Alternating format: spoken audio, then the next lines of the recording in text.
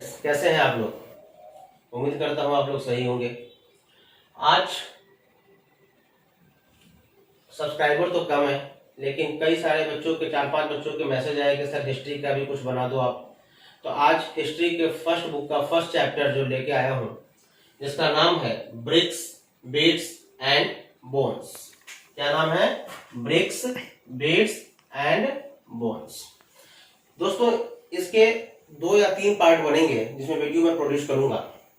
इसमें अलग अलग पार्ट में अलग अलग चीजों के बारे में हम पढ़ेंगे। तो फर्स्ट पार्ट में हम क्या पढ़ेंगे? Importance facts of IVC. Important facts of IVC मतलब कि आईवीसी का मतलब होता है इंडस वैली सिविलाइजेशन। क्या होता है? इंडस वैली सिविलाइजेशन के बारे में जो इंपॉर्टेंट फैक्ट्स हैं उसके बारे में हम पढ़ेंगे। उसके बाद है सेकेंड पॉइंट जो है वो है टाउन प्लानिंग, मतलब शहरों की प्लानिंग किस तरह से की गई थी, शहर का बनावट कैसा था, ढांचा कैसा था, निर्माण कैसा किया, किन किन चीजों का इस्तेमाल किया गया। और इसी प्रकार से अलग अलग पार्ट के टॉपिक लेके हम आगे बढ़ेंगे। तो सबसे पहले हम बात करते हैं इस टॉपिक में कि जो इंपॉर्टेंट फैक्ट्स है इंडस वैली सिविलाइजेशन का, वो क्या है। तो दोस्तों, इंडस वैली सिविलाइजेशन में क्या है कि हड़प्पन सिविलाइजेशन, जो चैप्टर का नाम है, Harappan civilisation is also known as IVC. मतलब हड़प्पन सिविलाइजेशन एक इंडस वैली सिविलाइजेशन के नाम से भी जाना जाता है। तो अगर आपसे कोई पूछ दे कि what is IVC, Indus valley civilisation, तो अगर दिमाग में हड़प्पन सिविलाइजेशन आता है तो आपको चिंता करने की जरूरत नहीं है। आप कह सकते हो Harappan civilisation is Indus valley civilization, या Indus valley civilization is also known Harappan civilization. That's it. उसके बाद है कि अर्ली हड़प्पन कल्चर। अब हर चीज का फेज होता है, जैसे इंसान के जीवन में होता है। पहले बच्चा जन्म लेता है, फिर स्कूल जाता है, फिर कॉलेज जाता है, फिर गृहस्थ आश्रम में जाता है, फिर लास्ट में क्या होता है, वो ओल्ड एज में चला जाता है, और उसके बाद दुनिया छोड़ के चला जाता है। ठीक उसी प्रकार से हर चीज का जो है इसका भी अलग अलग कैटेगराइज किया गया है। ठीक है, जैसे अर्ली, मैच्योर, लेट। उसी प्रकार से पहला क्या है कि early Harappan culture before 2600 BCE. अब बीसीई क्या होता है उसके बारे में एब्रिविएशन यूज किया गया है मेरे द्वारा, तो उसको लास्ट में हम पढ़ेंगे इसी वीडियो में। उसमें क्या है, अर्ली हड़प्पन कल्चर का जो टाइम है वो क्या है, 2600 बीसीई, मतलब कि 2600 बीसी। उसके बाद है बीसी का वैसे फुल फॉर्म होता है बिफोर कॉमन एरा। अगर हम बात करते हैं मैच्योर हड़प्पन पीरियड का, इसके बाद वाला, तो क्या होगा, मैच्योर हड़प्पन पीरियड जो है दोस्त, उसका जो टाइम है, जो टाइम पीरियड है वो है 2600 से 1900 बीसी, मतलब 2600 से 1900 बीसीई।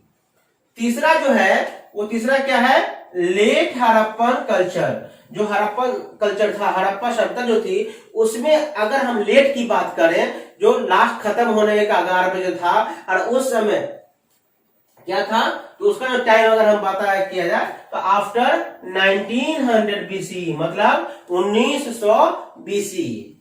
अगर हम बात करते हैं कि उसके बारे में थोड़ी सी और जानकारी डिटेल्स में लेंगे, ये कहां फाउंड हुआ, कहां से कहां तक फैला हुआ था, ठीक है, तो इन सब चीजों के बारे में हम बात करेंगे। तो कुछ पॉइंट मैंने दिया है यहाँ पे, जैसे ये है कि today is north east Afghanistan to Pakistan and north west India. ये कहां है आज की अगर बात करें तो नॉर्थ ईस्ट अफगानिस्तान से लेकर उत्तर पश्चिमी अफगानिस्तान से लेकर पाकिस्तान तक, और नॉर्थ वेस्ट एशिया मतलब इंडिया, नॉर्थ वेस्ट इंडिया मतलब उत्तर पश्चिमी भारत का उत्तर पश्चिमी भाग, पाकिस्तान, और नॉर्थ ईस्ट अफगानिस्तान मतलब उत्तर पूर्वी अफगानिस्तान का हिस्सा, उसके बाद पाकिस्तान का हिस्सा, और उसके बाद जो है नॉर्थ वेस्ट इंडिया मतलब उत्तर पश्चिम भारत का हिस्सा। यहां पर जो इंडस वैली सिविलाइजेशन थी, मतलब हड़प्पन सिविलाइजेशन, ये पाया गया था। अब हम बात करते हैं उसी समय जो हड़प्पन सिविलाइजेशन था उसी समय कुछ और सभ्यताएं अपना सर उठा रही थी। मतलब ऐसी मान्यताएं हैं इतिहासकारों का कि उसी समय कुछ और सभ्यताएं भी विद्यमान थी धरती पर। तो कौन सी सभ्यता थी? एक इजिप्ट और Mesopotamian were one of 3 civilisations of the old world. अगर हम उस पुराने विश्व की बात करें, उस समय की बात करें, तो ऐसा माना जाता है कि इजिप्टियन कल्चर और मेसोपोटामियन कल्चर, मतलब ये क्या है कि मेसोपोटामिया की सभ्यता जो हम कहते हैं वो उस समय था। लेकिन एक प्रश्न ये उठता है कि कुछ इतिहासकारों का कहना है कि मेसोपोटामिया की जो सभ्यता है, कल्चर है, वो सबसे पुरानी है। अब किसकी पुरानी है किसकी नहीं है, कौन पहले आया कौन बाद में, तो हम बाद में पढ़ेंगे। लेकिन अभी फिलहाल ये जानिए कि Egypt and Mesopotamia were one of the 3 civilisation of the old world का 3 सिविलाइजेशन में कौन था? एक इजिप्ट भी था और मेसोपोटामिया था। अब हम बात करते हैं, कुछ शॉर्ट फॉर्म हमने यूज किया उसके बारे में, जैसे बीपी। बीपी का मतलब क्या है? Before present. बीपी मतलब ब्लड प्रेशर नहीं, बीपी मतलब बिफोर प्रेजेंट, अभी से पहले। बीसीई का मतलब क्या है? बिफोर कॉमन एरा, मतलब कॉमन एरा मतलब आज का जो समय है उससे पहले की बात है। उसके बाद सीई का मतलब होता है कॉमन एरा, और एक सी बार बार इस्तेमाल किया गया है, जो लैटिन वर्ड है जिसका मतलब होता है अप्रोक्सीमेट। लैटिन वर्ड सिर्फ क्या है जिसका मतलब क्या होता है? अप्रोक्सीमेट, मतलब लगभग, लमसम। अब हम इस वीडियो का जो लास्ट भाग है, कुछ आपको जानकारी देना चाहूंगा कि who were they and how many, कितने और कौन कौन से थे इंडियन आर्कियोलॉजिस्ट। आर्कियोलॉजिस्ट को हिंदी में कहते हैं पुरातात्विक, मतलब आर्कियोलॉजी मतलब पुरातत्व, और आर्कियोलॉजिस्ट मतलब उसके बारे में जो खुदाई करना, खोजबीन करना, रिसर्च करना, एक्सकैवेट करना, ये सारी चीजों के बारे में अगर बात करते हैं तो जॉन मार्शल भी थे, हैं, उसके बाद बहुत सारे विदेशी भी थे। लेकिन अब उसके बाद हम बात करते हैं इंडियन की बात करते हैं, तो इंडियन में सबसे पहले नाम आता है दोस्तों डीआरएस। डीआरएस मतलब दया राम सहनी, जो बहुत ही इंपॉर्टेंट नाम है, आगे हम पढ़ेंगे। उसके बाद है एसआर राव, उसके बाद है आरडी बनर्जी। आरडी बनर्जी का पूरा नाम क्या था? रखाल दास बनर्जी। क्या नाम था? रखाल दास बनर्जी, जिन्होंने इतिहास की किताबें भी लिखी हैं। और उसके बाद है बीके थापर, जिन्होंने इंडस साइट को, इंडस साइट मतलब सिंधु सभ्यता को खोज करने में बहुत इंपॉर्टेंट रोल प्ले किया था। कौन? बीके थापर ने। और दयाराम साहनी ने सबसे पहले हड़प्पा की खोज की थी, इंडस की। उसके बाद है एसआर राव, आरडी बनर्जी, रखालदास बनर्जी और बीके थापर। इसके अलावा एक और नाम है ए घोष।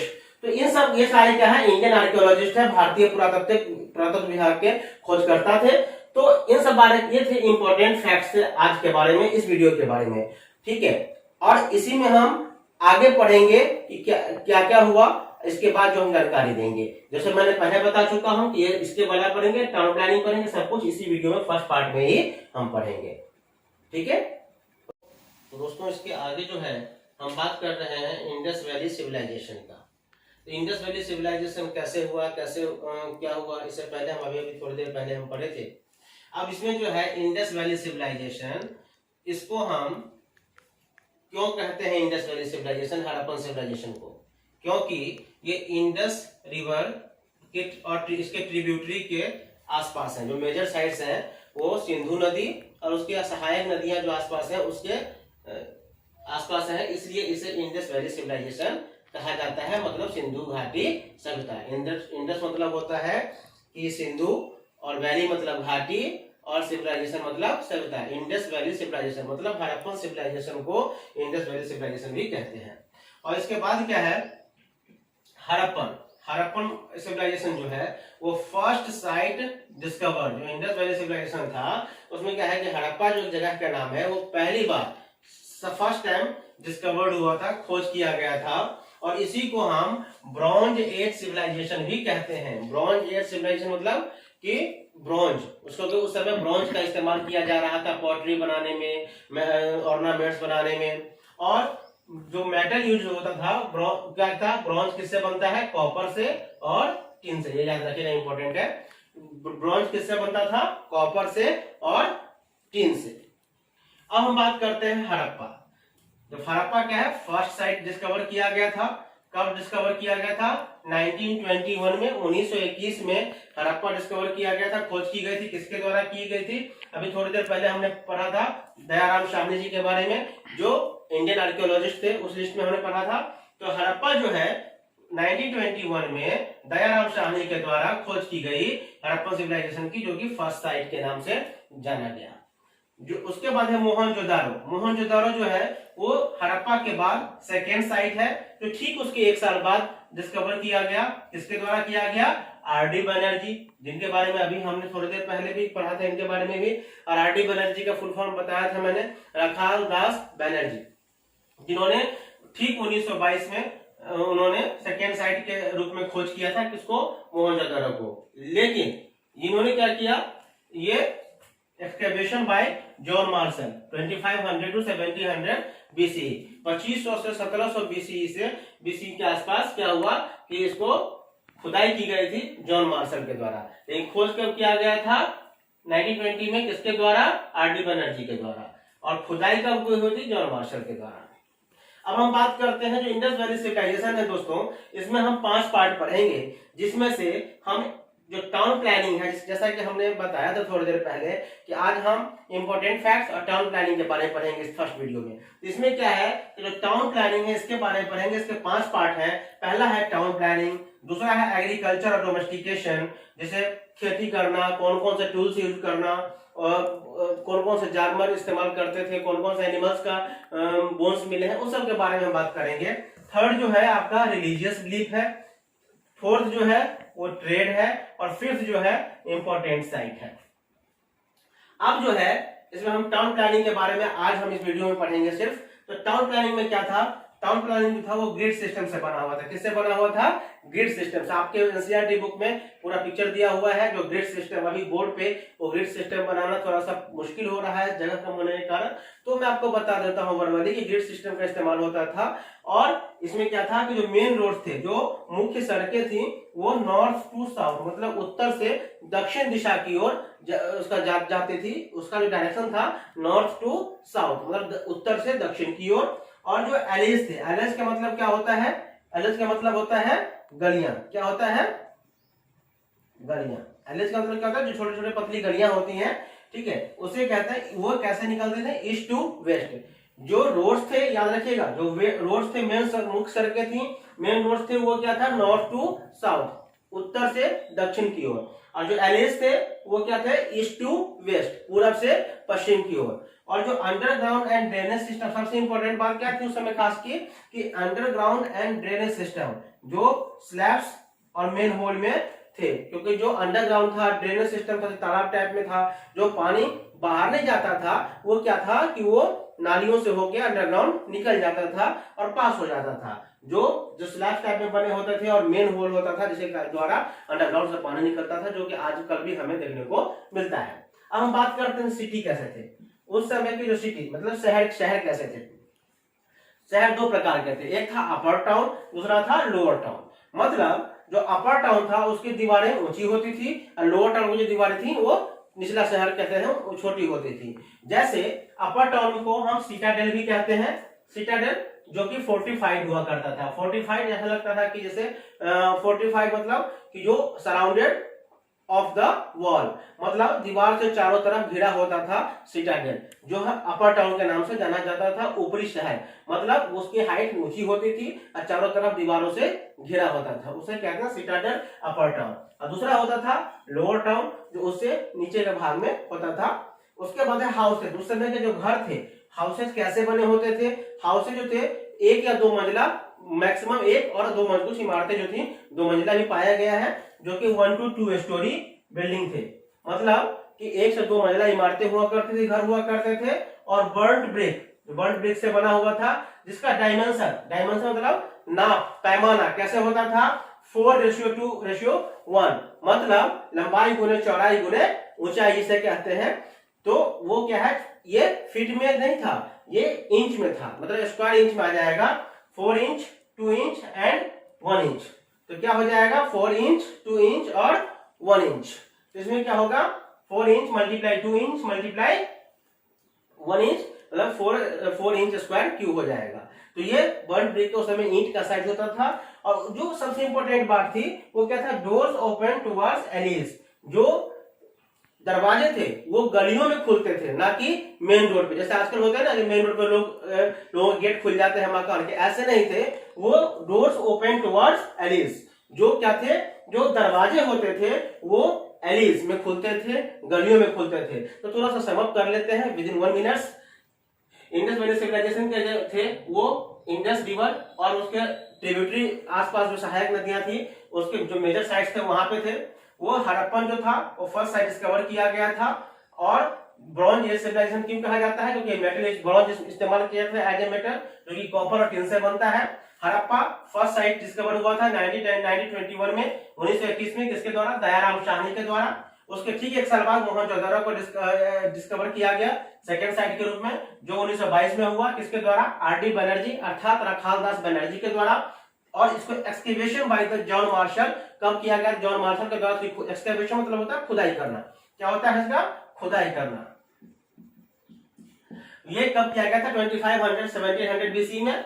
और इसके हम 5 पार्ट हैं, जैसे town planning, agriculture and domestication, मतलब कृषि और जानवरों को पालना, एनिमल्स के बारे में, रिलीजियस बिलीफ, धर्म के बारे में, ट्रेड, व्यापार और इंपॉर्टेंट साइट्स। उसके बाद हम बात करते हैं टाउन प्लानिंग, जैसे ग्रिड सिस्टम में बना होता था, मैंने पहले ही बताया।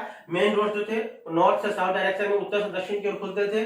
जो एलीज मतलब गलियां, जो ईस्ट टू वेस्ट मतलब पूरब से पश्चिम की तरफ खुलती थी, मतलब जाती थी। और अंडरग्राउंड ड्रेनेज सिस्टम इंपॉर्टेंट था, जो स्लैब्स और मेन होल के द्वारा पानी अंडरग्राउंड निकल जाता था। उसके बाद है सिटी। सिटी में 2 प्रकार के होते थे, upper town and lower town. Upper town को सिटाडेल कहते हैं, जो फोर्टिफाइड था, मतलब वॉल सराउंडेड था, ऊंचे जगह पे था और चारों तरफ दीवार से घिरा हुआ था। लोअर टाउन भी था और हाउसेस जो थे, घर बने थे, 1 से 2 मंजिला घर था, बर्न्ड ब्रिक से बना हुआ था, जिसकी डायमेंशंस क्या थी, मतलब लंबाई क्या थी, लंबाई चौड़ाई 4 inch into 2 inch into 1 inch, मतलब 4:1 का रेशियो था। और डोर, सबसे इंपॉर्टेंट बात थी, मेन रोड पे दरवाजा गेट न खुल के वो क्या होता था, गलियों में खुलते थे एलाइज में। सो दोस्तों ये आपका फर्स्ट वीडियो है, इसका सेकेंड पार्ट बहुत जल्द लेके आऊंगा कल परसों में। तो इसका फर्स्ट वीडियो है, इसके बारे में जो रिमेनिंग पार्ट है इसके आगे पढ़ेंगे। सो आई होप कि आपको अच्छा लगेगा और ढंग से पढ़िएगा। बाकी सेकेंड वेट कीजिएगा, सेकेंड वीडियो का बहुत जल्द आएगी। Thank you.